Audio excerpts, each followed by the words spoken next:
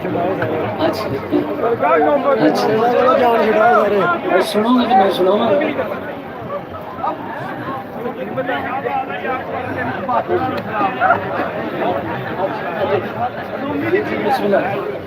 भाई हजूर दाता गरीब नवाज दी शान मंजूर पेश कर रहे हैं फिर इस तो बाद पंजाबी हिजर यादा सजन सरकार की मनुकत तो बाद मैं पेश कर रहा हूँ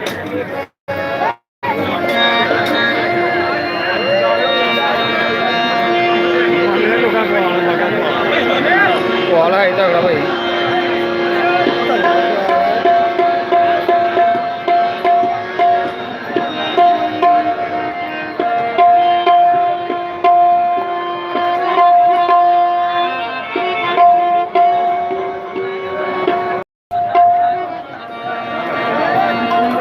भाई बाकी बैठ जाओ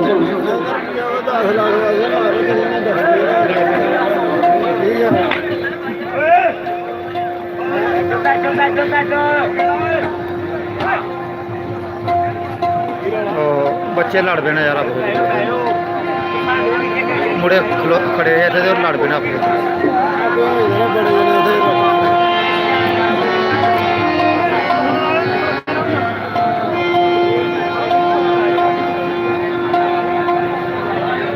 सारा माहौल ही खराब हो गया बत्ती ने घर छड़ा खराब